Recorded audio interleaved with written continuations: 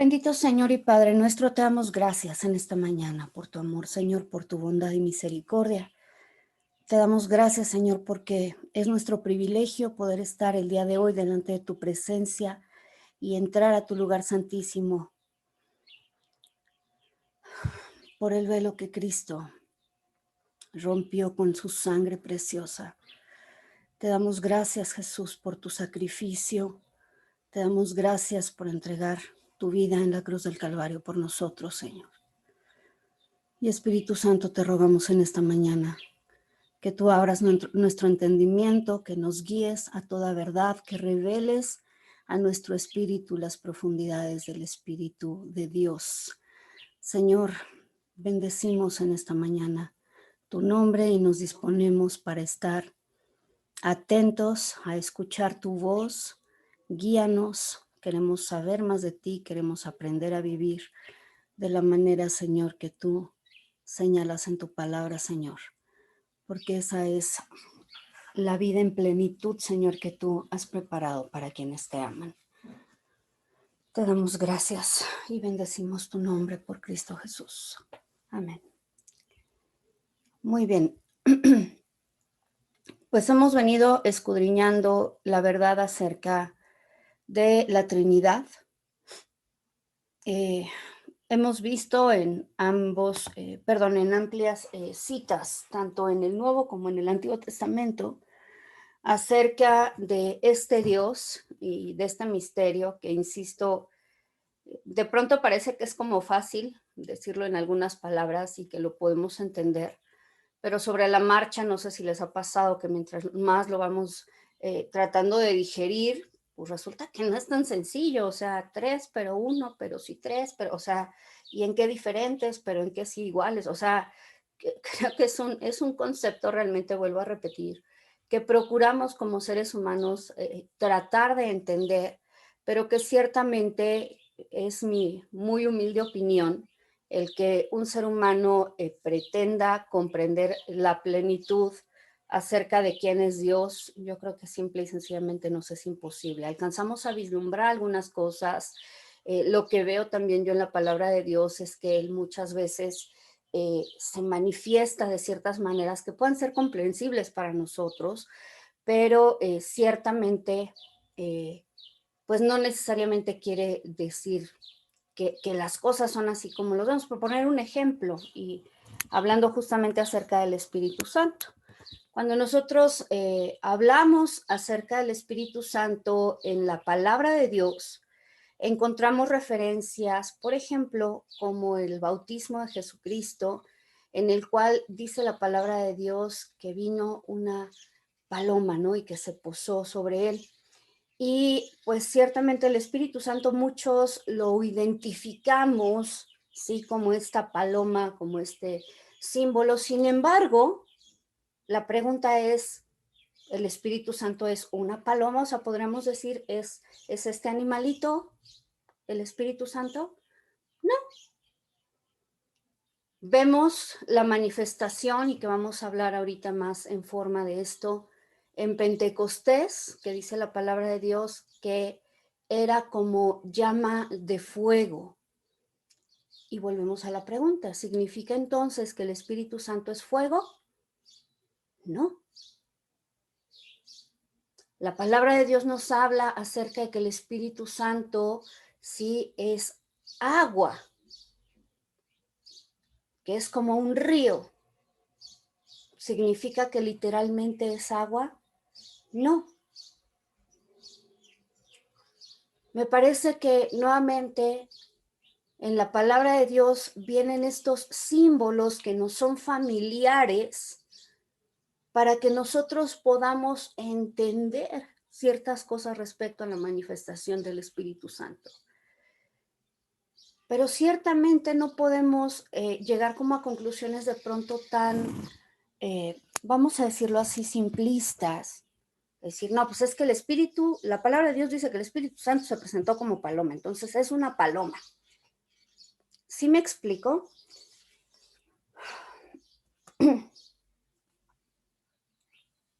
Bueno, espero que sí. Vamos entonces a hablar acerca de la Sí, Leslie. evidencia, gracias, de la existencia del Espíritu Santo. ¿Por qué me voy a enfocar hoy en el Espíritu Santo? Bueno, porque a lo largo de este curso, la primera verdad que vimos fue la verdad acerca de la existencia de Dios y vimos ampliamente evidencias acerca de que Dios existe. Posteriormente vimos la verdad de la reencarnación y en esa clase o en ese tema también vimos ampliamente toda la evidencia acerca de que Jesucristo es Dios hecho carne, ¿sí? Entonces, lo que nos corresponde ahora ver es efectivamente el Espíritu Santo, quién es, cómo se manifiesta, cuál es su obra, etcétera, etcétera, etcétera. Entonces, vamos a empezar a hablar acerca de esto. Y estarán de acuerdo conmigo que el libro de la palabra de Dios por excelencia en el que encontramos al Espíritu Santo es Hechos, ¿sí? Ahora, vamos a empezar a entender, en principio, cómo es que se empieza a dar esta manifestación y, bueno, ver si verdaderamente este fue, pues, el inicio como tal. Hay probablemente quienes piensan que la manifestación del Espíritu Santo empezó aquí en Hechos. Sin embargo, también vamos a ver si eso es así o no. Así es que lo primero que tenemos que entender es que los apóstoles, los discípulos de Cristo, estaban en un punto muy particular, digamos, de sus vidas y de su propio ministerio. Recientemente, es decir, apenas unos 10 días antes, Jesucristo había ascendido al cielo. Estoy poniendo el contexto para este momento de Hechos capítulo 2, que se lleva a cabo en una fiesta bíblica, que es la fiesta de Shavuot, en hebreo, la fiesta de Pentecostés, en griego, ¿de acuerdo? Es exactamente lo mismo. Y 10 días antes justamente de esta fiesta, Jesús estaba con ellos despidiéndose en Hechos capítulo 1, dándoles indicaciones acerca de lo que debían hacer. Él les había dado una promesa y les había dicho, he aquí yo estoy con vosotros todos los días hasta el fin del mundo. Y probablemente en la cabeza de alguno de ellos habrá pasado esta pregunta, ¿cómo nos dice que va a estar con nosotros todos los días hasta el fin del mundo si en este preciso momento estamos viendo que Él se va? Quizás sea una pregunta que alguno de nosotros se ha hecho a lo largo de su vida. Jesús hizo una promesa, pero no veo que Él la cumplió porque Jesús no está aquí conmigo. Entonces, a la luz de este tipo de cosas es que nosotros podemos ir nuevamente comprendiendo la forma tan impresionante en la cual Padre, Hijo y Espíritu Santo, siendo una unidad en armonía, en perfección, en amor, actúan, ¿sí? Denme un segundito, por favor.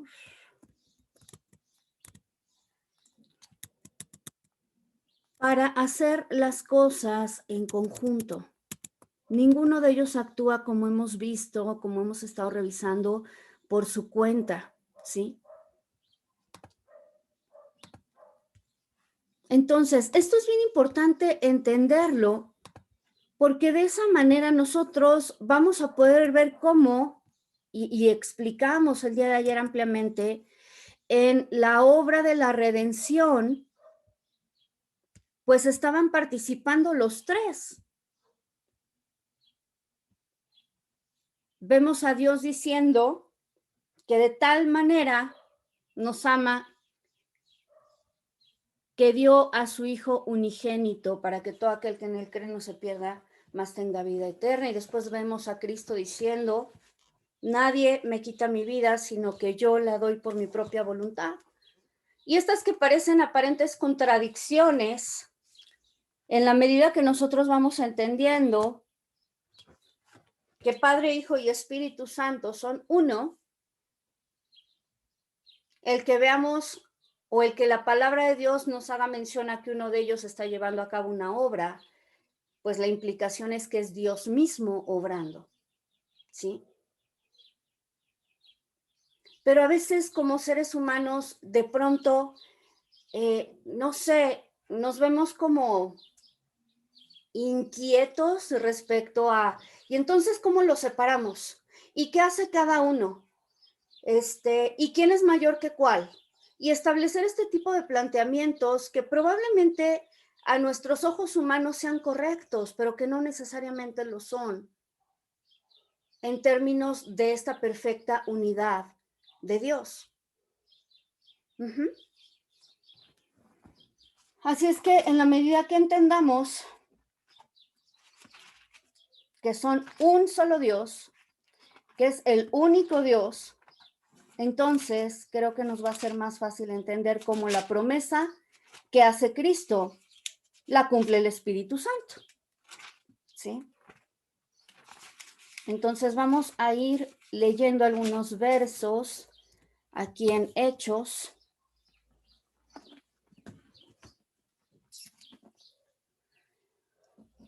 Capítulo 1, verso 6.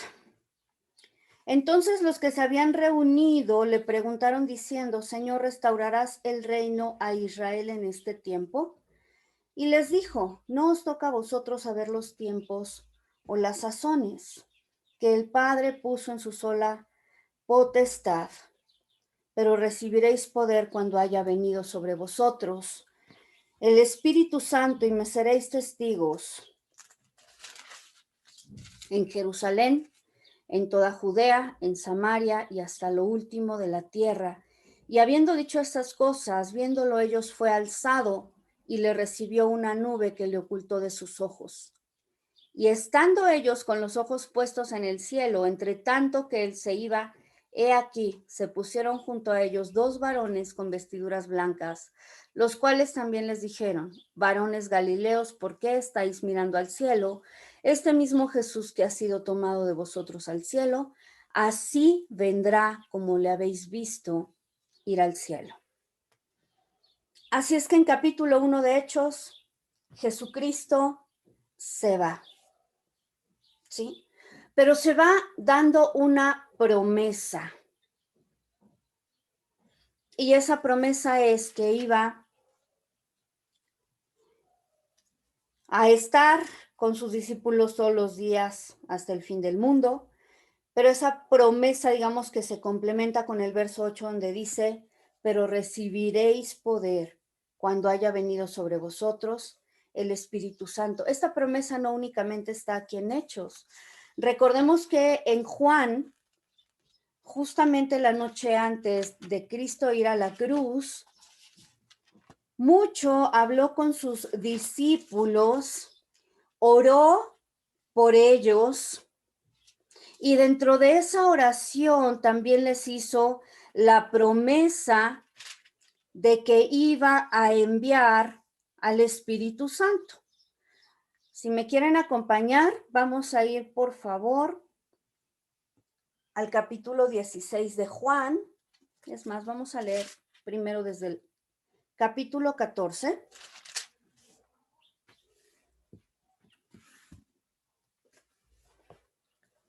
Capítulo 14, verso 15.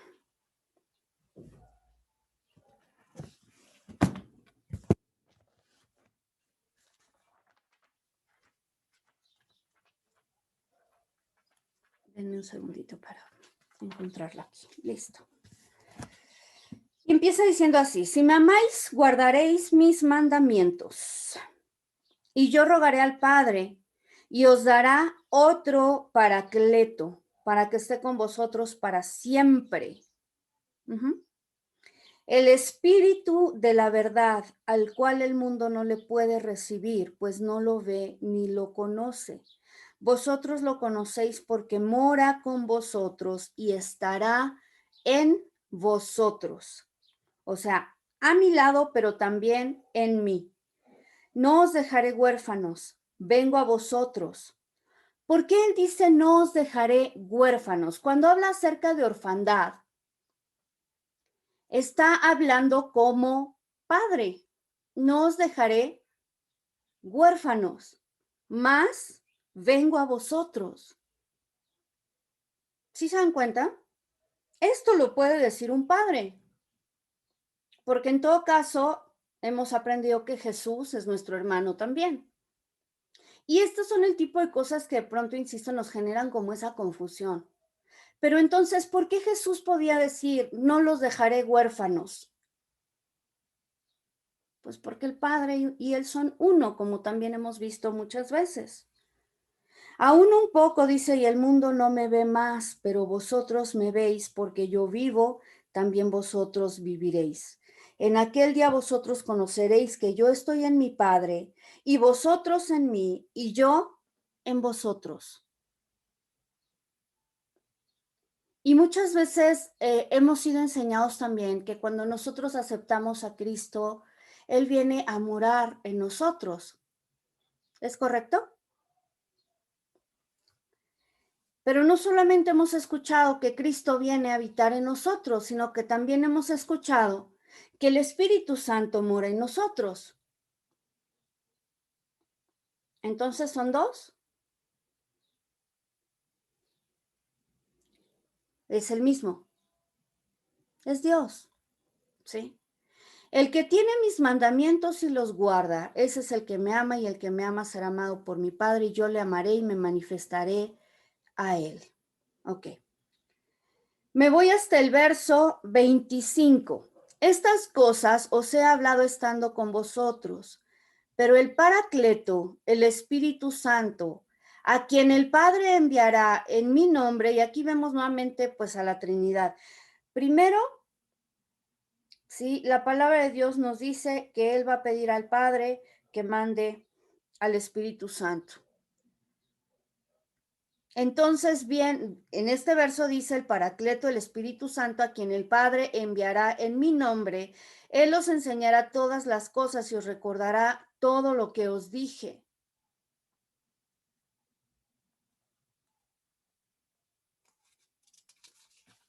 Nuevamente, este verso nos permite ver la actividad en conjunto de Dios.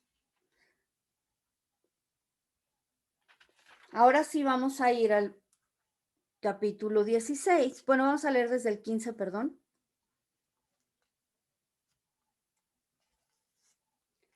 Verso 26. Y dice nuevamente, cuando venga el Paracleto, a quien yo os enviaré del Padre. Entonces ya no entendí. Si el verso anterior dice a quien el Padre enviaré en mi nombre, porque ahora dice a quien yo os enviaré del Padre. ¿Quién lo iba a enviar? ¿El Padre o Jesús?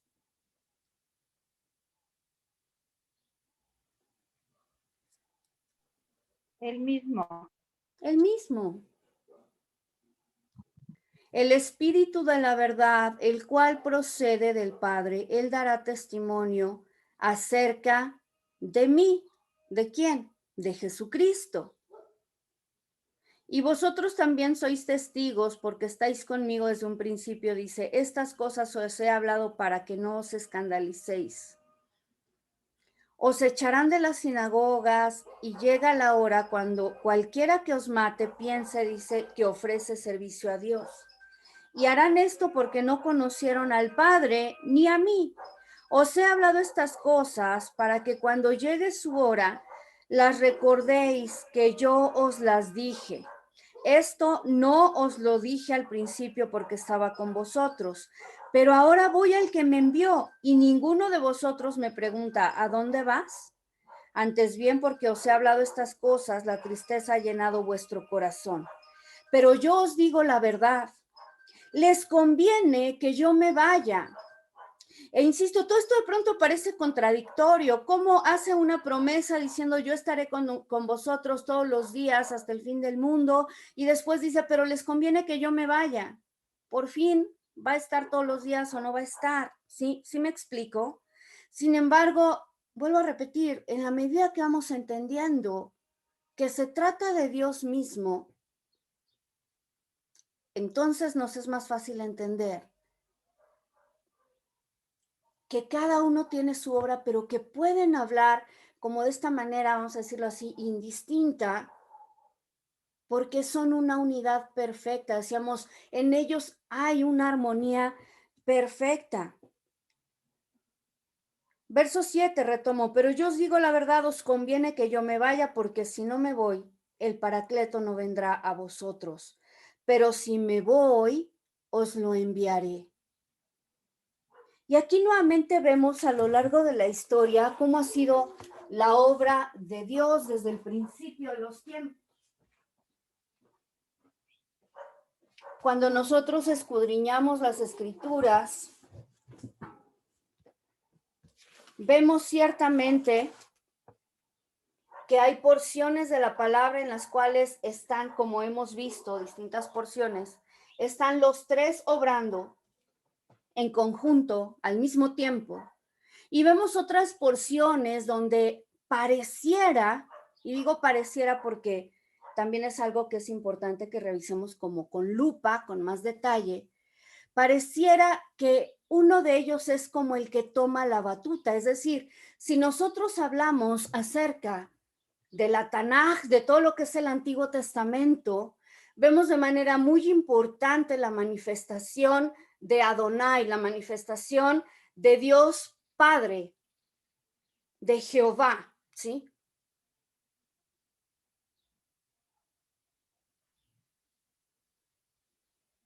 Lo vemos desde el principio en Génesis, donde dice, en el principio creó Dios, Elohim, ¿sí? Vemos después cómo viene y se manifiesta ante Moisés con su nombre, este tetragramaton Yod Hei Bab Hei, que significa, ¿sí? O más que significarse, que se refiere al nombre de Dios, el yo soy. Pero eso no quiere decir, y aquí es importante entenderlo, no quiere decir que Cristo no se haya manifestado en carne antes de haber venido a la tierra. Y yo sé que esto puede ser un poco confuso para algunas personas. ¿Por qué? Porque hemos sido enseñados que Cristo se manifestó en carne y que para ello tuvo que nacer de una virgen, y eso pasó hasta los primeros años de esta era común, o de esta, vamos a decirlo, lo que conocemos como después de Cristo, ¿no? ¿Cómo es posible que Dios se manifestara en carne en la antigüedad? Y este es un tema también que da para muchísimo, para muchísimo.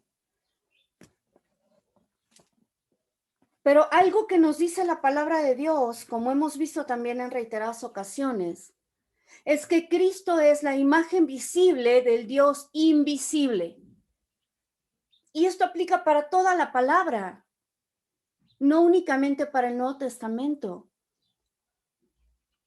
Y es más, nosotros hemos visto, yo les he puesto 2, 3 ejemplos del Antiguo Testamento, uno de ellos en Génesis, la primera aparición que hace Dios, bueno, no es la primera, perdón, la primera mención que hace la palabra acerca de Jesús, y lo que dice Génesis 15:1, después de estas cosas, fue la palabra de Adonai a Abraham en visión. ¿Quién es la palabra de Adonai? ¿Quién es la palabra de Dios? ¿Alguien que quiera participar? Jesús. Jesús. ¿Dónde leemos eso? En todo el capítulo 1 de Juan. En el principio era el verbo, y el verbo era con Dios, y el verbo era Dios. Es que ahí dice verbo, no palabra. Bueno, lo que se ha traducido como palabra en el Nuevo Testamento es logos, en el Antiguo Testamento es davar. Y la raíz es la misma. ¿De quién estamos hablando? De Jesucristo. Después vemos que nuevamente hace una aparición poco antes de la destrucción de Sodoma y Gomorra. Y dice la palabra de Dios, después se le apareció a Adonai en el encinar de Mamre, estando él sentado a la puerta de la tienda en el más intenso calor del día. No, Leslie, te estás equivocando, estaba apareciendo en espíritu. Si estaba apareciendo en espíritu, entonces, ¿por qué fue que Abraham trajo un poco de agua y lavó sus pies? ¿Por qué fue que preparó un trozo de pan y carne, viandas para darle de comer?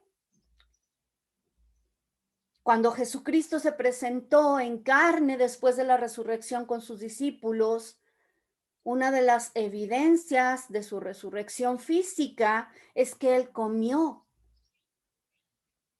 Y él mismo les dijo, ustedes ven que yo como, un espíritu no come, no tiene necesidad de comida. Entonces, yo los animo a que analicemos lo que dice la palabra de Dios. Yo solo les estoy poniendo 2 ejemplos, pero no crean que son los únicos. Vamos a otro. Vamos a Éxodo.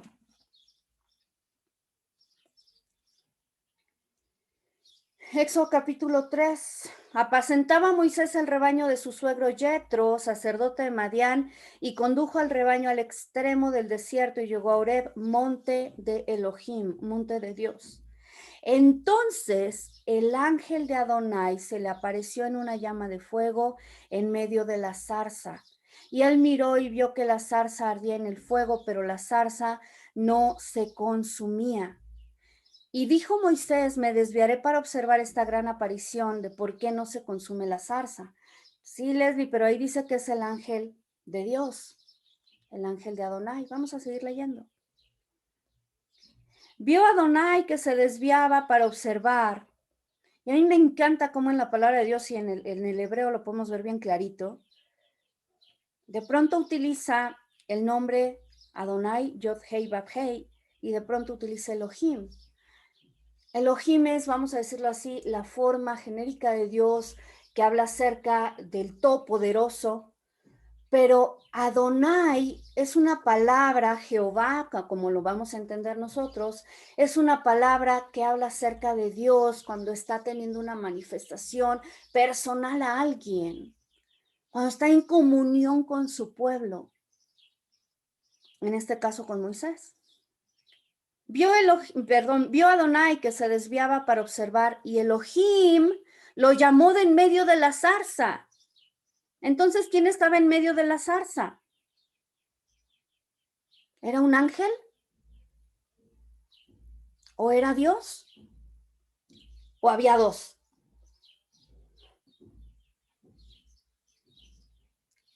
No, era Dios mismo. Era Dios mismo. Entonces, ¿qué quiere decir esto? Que en muchas ocasiones en el Antiguo Testamento, cuando nos habla acerca del ángel de Dios o el ángel de Adonai, está hablando de esa personificación de Dios, es decir, de Cristo. ¿Sí?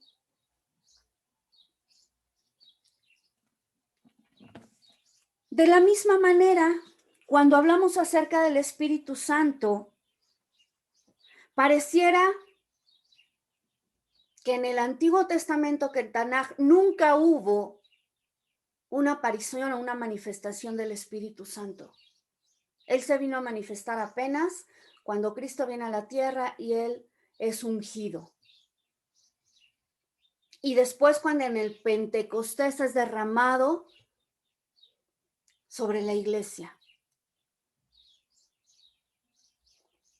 Y yo me pregunto, ¿es esto cierto?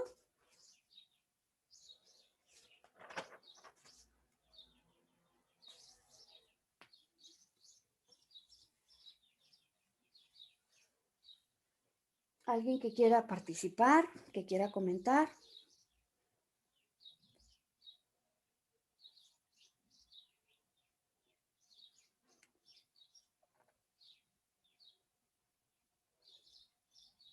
Ok. Vamos a ver algunas citas en el Antiguo Testamento antes de retomar el punto de Hechos.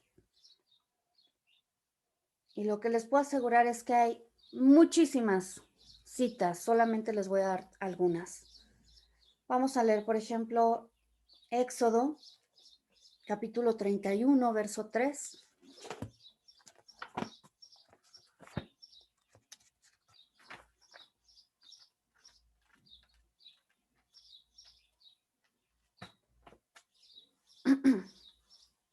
Voy a leer desde el 1 para que podamos entender. Habló Adonai a Moisés diciendo, he aquí yo he llamado por nombre a Besaleel ben Uri, o hijo de Uri, hijo de Ur, de la tribu de Judá. Lo he llenado del Espíritu de Dios en cuanto a sabiduría, inteligencia y ciencia para toda clase de obra artística, para idear diseños, para labrar oro, plata y bronce, para grabar piedras de engaste y entallar madera, para realizar toda clase de oficio.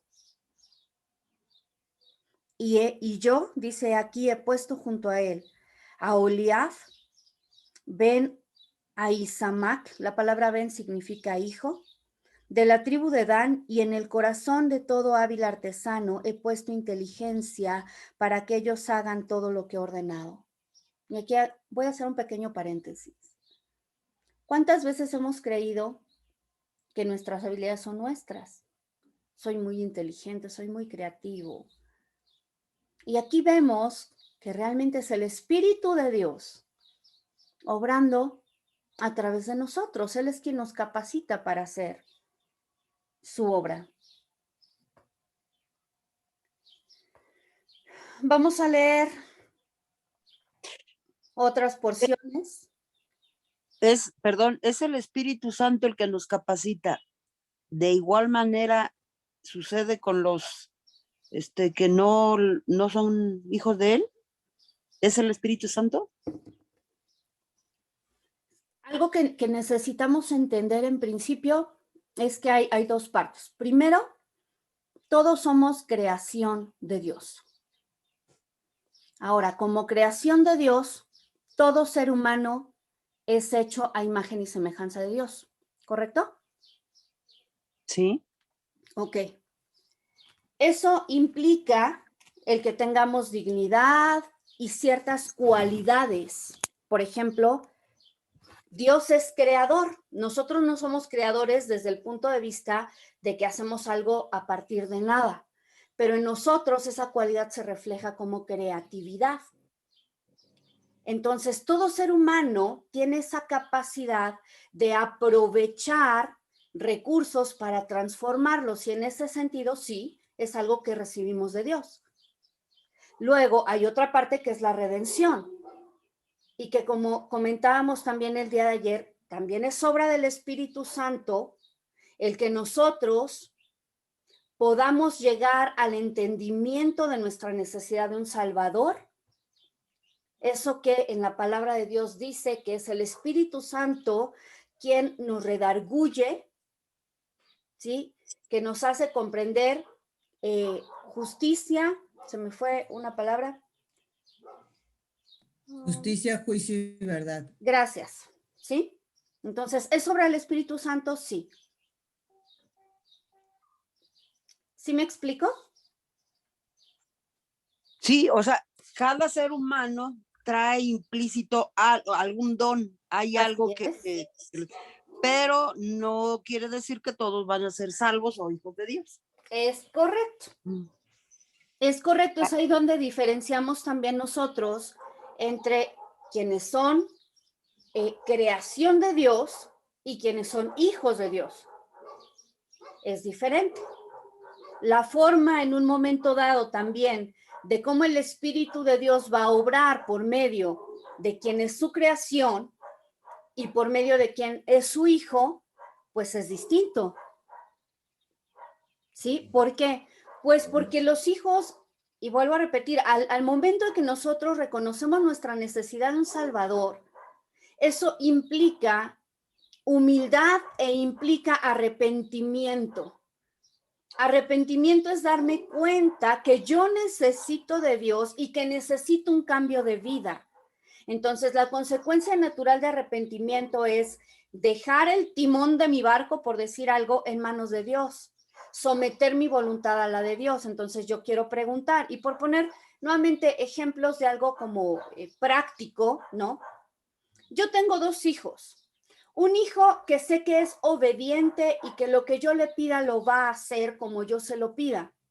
Y tengo otro hijo que siendo, vamos a decirlo, e insisto, esto es un ejemplo natural, siendo mi hijo, es alguien rebelde.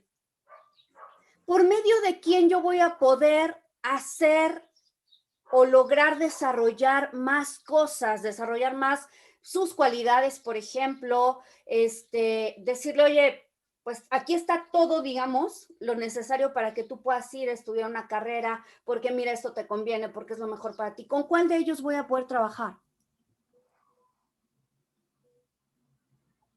Con el que sí te escucha, ¿no? Con el que... Así es. Con el obediente. Así es. Entonces digo, esto que, o sea, insisto, es de pronto son imágenes, perdón, que son un poco burdas, tratando de entender un poco acerca de Dios, ¿no? Sí, o sea, yo sí lo entiendo, nada más que, o sea, de alguna forma, esto es pudiéramos decir, el don que cada persona tiene no viene del padre, no viene de la cultura, no se compró, es algo nato que viene de Dios mismo. Eso Exactamente. se puede decir, da gloria al hombre. Lo menos que podíamos nosotros hacer es ahora darle la gloria a él. ¿Por qué? Porque él es el que los está dando. O sea, es una Claro. manera de poderle hablar a las personas que lo que tiene, que lo que es, no son méritos propios, sino que el creador de su vida es el que se lo ha dado. Claro, claro. Eso nosotros porque lo podemos entender, pastora. Pero ¿qué ocurre? Y en nuestra actualidad es una realidad. El humanismo deja totalmente fuera a Dios. Y es algo bien sutil, pero en el humanismo es la exaltación del ser humano, reconociendo que tú eres como el causante de todo lo bueno que haya en ti. Tú eres grande, tú eres poderoso, puedes lograr lo que quieras, nadie más te va a poner límites, te los pones tú. ¿Sí me explico? Sí. El humanismo Sí. deja fuera a Dios. El humanismo no reconoce el haber recibido todo de Dios.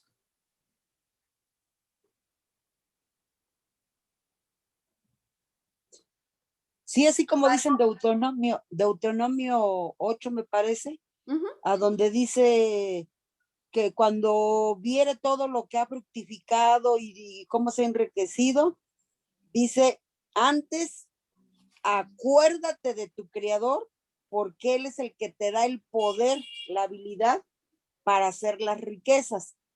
Digo, se aplica para ofrendar, para dar diezmo, pero en sí, o sea, todas las habilidades que el hombre tiene, pudiera esto a él retribuírselo y decirme, me acuerdo que pues es el creador, o sea, el creador el que me lo ha dado, ¿no? ¿Correcto? Sí, sí, tal cual. Pero ¿será que Dios nos conoce? Y que sí, efectivamente, en Deuteronomio, sí es aquí 8:18, pero hay otros también pasajes dentro del mismo Deuteronomio donde reiteradamente dice, una vez que tú hayas entrado a la tierra, acuérdate del Señor tu Dios para darle gloria, para reconocerlo, para andar por sus caminos, para guardar sus mandamientos. No sea que te envanezcas, que eso es lo que nos pasa como seres humanos. No sea que El te envanezcas egoísmo. y te olvides de tu creador. Te olvides de aquel que te ha bendecido. Más bien yo le llamaría egocentrismo, ¿no? Claro. Y en eso está basado el humanismo. ¿Sí? Sí, hacen a un lado a Dios y el mérito se lo lleva el propio hombre. Así es. Y no solo eso, sino que aparte de todo lo hacen para su vanagloria y no usan, o sea, no se usan los talentos que Dios nos dio para servir a otros, sino para servirse a sí mismos. Exactamente. Digo, dense cuenta, y esto es interesante para que analicemos, porque verdaderamente la línea es muy delgada. Hoy la gente se cree Dios y así lo dicen, y de verdad yo digo, o sea, necesitamos ser mucho más analíticos acerca del tipo de cosas en que creemos, las cosas que decimos, porque verdaderamente es tan fácil desviarnos y perder de vista, como hablábamos también esta misma semana, la diferencia tan abismal que hay entre Dios y el ser humano. Me refiero en términos de nuestras cualidades, de lo que somos, de lo que podemos y no podemos, en fin. Pero ahora es algo bien, bien común. Por eso, pues sí, ya no hay Dios, todos somos dioses, ¿no? Por eso ha permeado tanto todo este pensamiento de nueva era en nuestra, ¿cómo se llama? En nuestra sociedad, perdón. Ok. Voy a seguir avanzando, si no nos desviamos a otro tema que también es muy bueno, pero bueno, vamos a retomar ahorita. Acompáñenme a leer.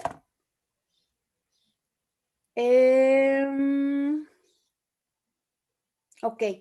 En Jueces, por ejemplo, nosotros vemos en varias ocasiones esta situación de el Espíritu Santo viniendo para capacitar a quienes en un momento dado, ¿sí?, se constituían los jueces sobre Israel. Por ejemplo, vamos a ver Jueces capítulo 3, verso 10, y dice así: y el espíritu de Adonai estuvo sobre él y gobernó Israel, y salió a la guerra, y Adonai entregó en su mano a Cusán Risataim, rey de Aram, y su mano prevaleció contra Cusán Risataim. Vamos al capítulo 6, verso 34. Aquí estaba hablando acerca de Otoniel, el hermano de Caleb.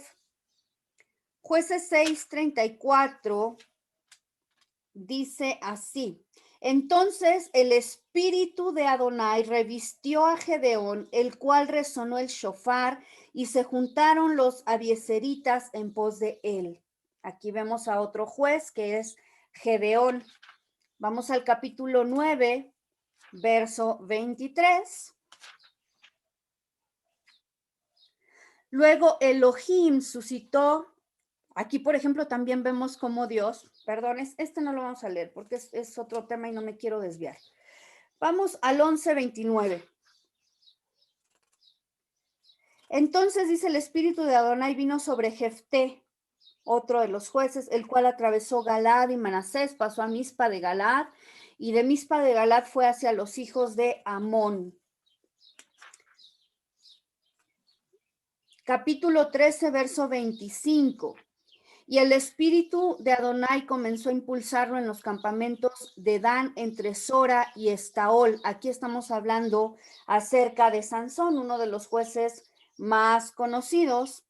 En el verso 6 del capítulo 14, y aquí me encanta esta traducción, dice: y el espíritu del Señor, o el espíritu de Adonai, lo invadió y lo destrozó como quien destroza a un cabrito. No es que el espíritu destrozó a él, sino, bueno, si leemos un poquito antes, vamos a leer el verso 5 para entender lo que dice. Es: Sansón pues bajó con su padre y con su madre a Timnat, y al llegar a las viñas de Timnat, he aquí un leoncillo salió rugiendo a su encuentro. O sea, entonces el espíritu de Adonai lo invadió a Sansón, y entonces Sansón destrozó al leoncillo como quien destroza, dice, a un cabrito sin tener nada en su mano. Entonces, ahí vemos el poder del Espíritu de Dios, del Espíritu Santo, actuando, ¿sí?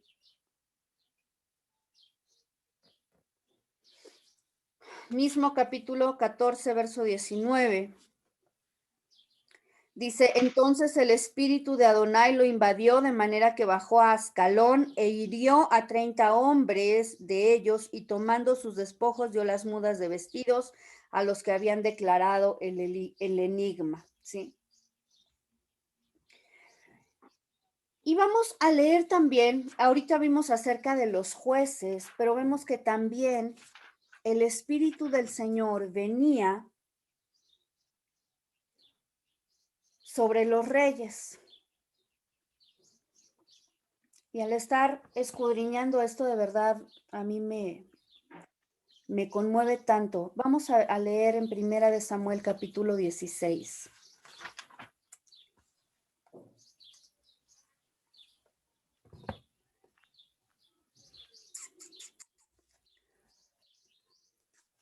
Ay, perdón. Primero vamos a leer el capítulo 10, porque antes primero quiero hablar acerca de Saúl.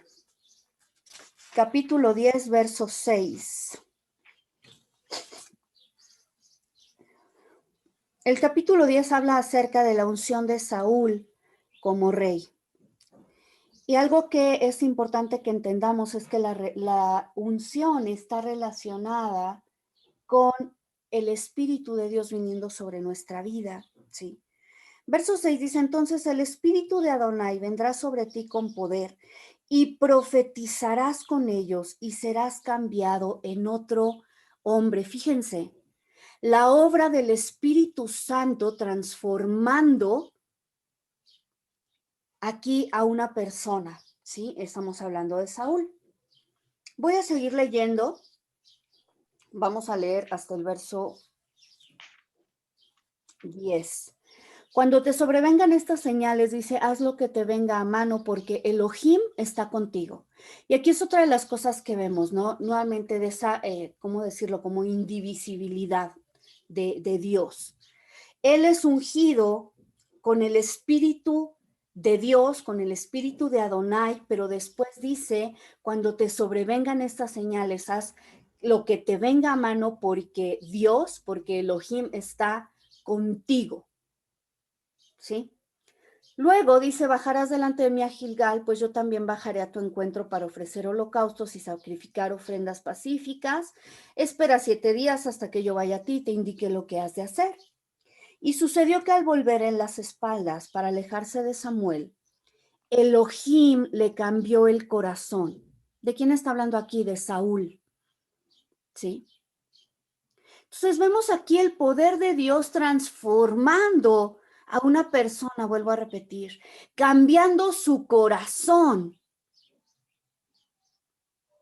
Que esto no ocurría únicamente después de la redención en Cristo. Hemos sido así enseñados, ¿no?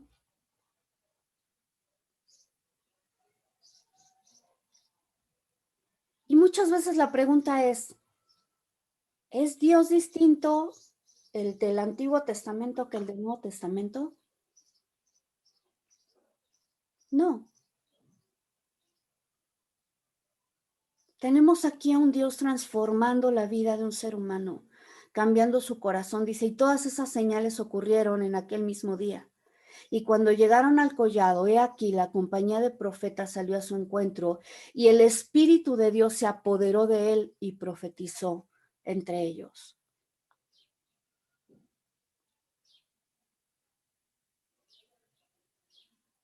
Nos habíamos detenido a ver la obra del Espíritu Santo en la antigüedad, o simplemente hemos asumido que la manifestación del Espíritu Santo se da a partir del Pentecostés.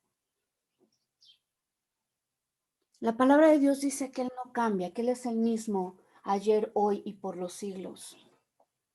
Y esa es la razón por la cual nosotros podemos tener confianza en Dios. ¿Sí? Solamente les estoy dando algunos ejemplos, pero créanme que hay una cantidad impresionante. No terminaríamos en horas y horas y horas de estar escudriñando la palabra. Ahora sí vamos a leer acerca de David en el capítulo 16 de Primera de Samuel.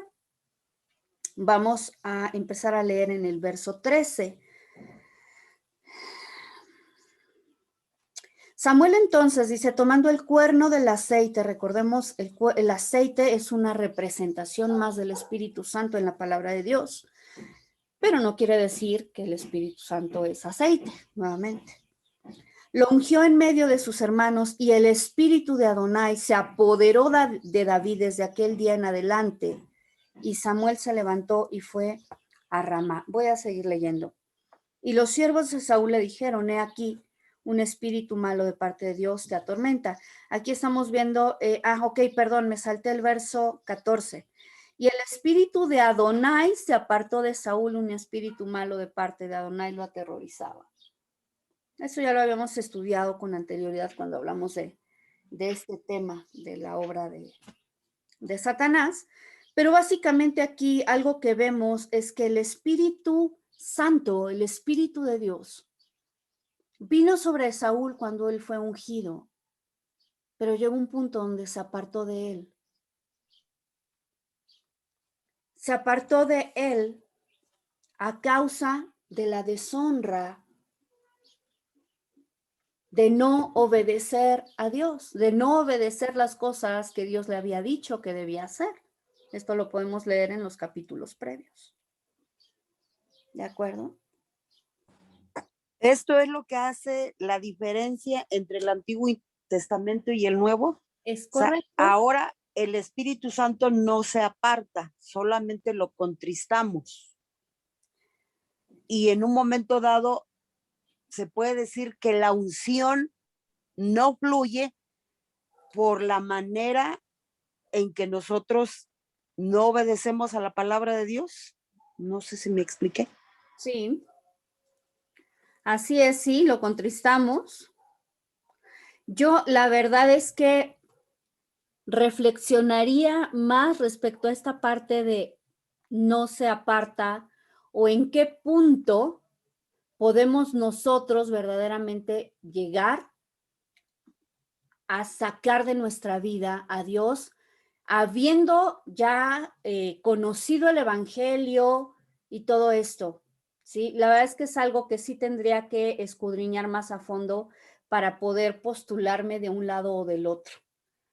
Lo que sí veo es, aquí en el caso de Saúl, que en un momento dado, por algo que él hizo de deshonrar a Dios, el Espíritu Santo lo dejó. Lo mismo ocurrió también, si recordamos, en el caso de Sansón. Si se acuerdan de esa historia, ¿sí? Que me acaban de hablar del 10 de Pachuca. Perdón, se prendieron ahí unos micrófonos, no sé si los quieran apagar. Pero lo voy a revisar más a detalle para comentarles lo que encuentra al respecto, ¿sí? Efectivamente, lo que dice la palabra de Dios en el Nuevo Testamento es que él es contristado, pero yo no sé, y ese es mi punto, y quiero ser muy franca, ¿no? Si hay un punto en el cual con algo que hacemos, porque, híjole, es que ahora pasan tantas cosas, yo de pronto he escuchado personas que habiendo gustado del evangelio, de pronto salen y dicen, pues yo ya no soy cristiano, pues yo ya no creo en eso, pues yo ya me alejé, y pues que evidentemente al dejar el evangelio, pues se tornan a otro tipo de ideologías y de cosas, ¿no? Y entonces de pronto yo pienso, bueno, viviendo como les dé la gana, de todas maneras el Espíritu Santo va a estar ahí. Entonces lo dejo ahorita planteado solamente como reflexión, ¿no?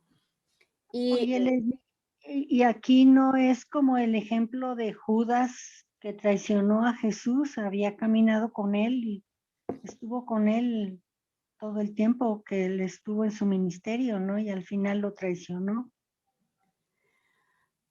Sí, híjole, es que aquí hay como varias aristas. Este tema yo, créanme, lo he reflexionado. Una pregunta es, bueno, el hecho de que Judas haya estado cerca de Jesús implica que él fue transformado, que realmente llegó a conocerlo.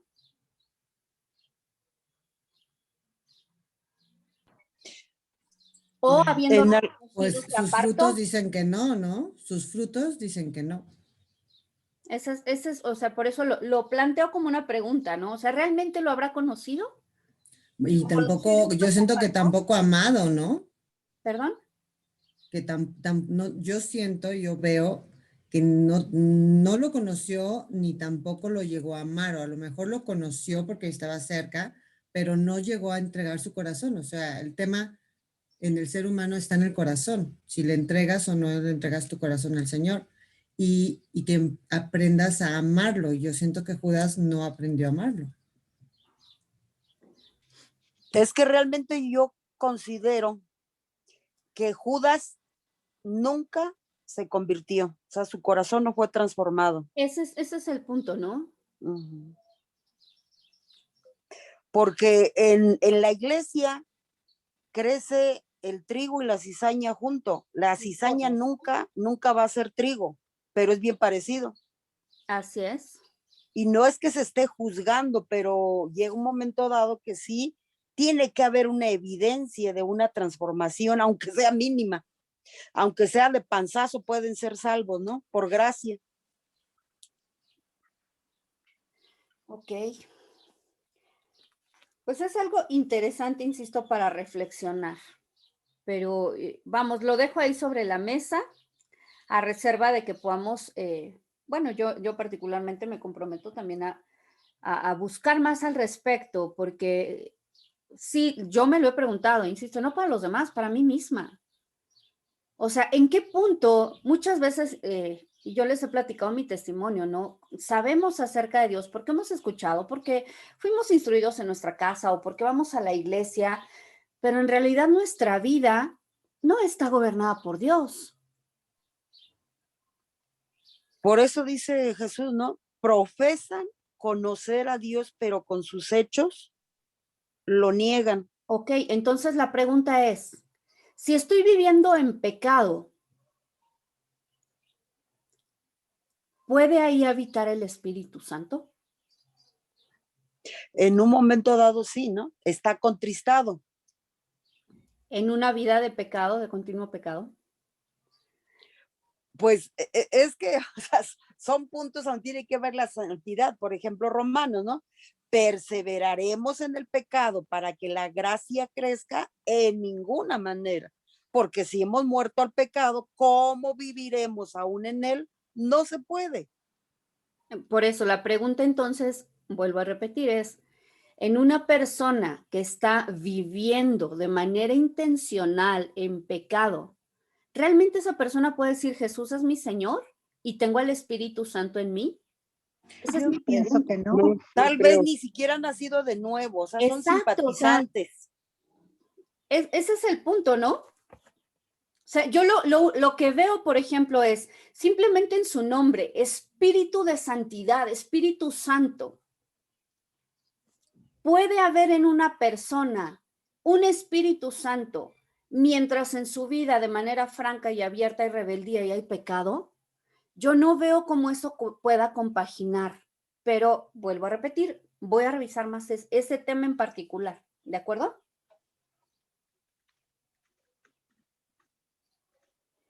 Ok, Les, gracias. No, al contrario, digo, es importante que entendamos este tipo de cosas. Ya ahorita se nos fue el tiempo, lo voy a dejar aquí. El día de mañana retomamos para continuar hablando acerca No, el lunes, del Les, Espíritu Santo. ¿Mande? el lunes. Perdón, sí, el lunes, gracias.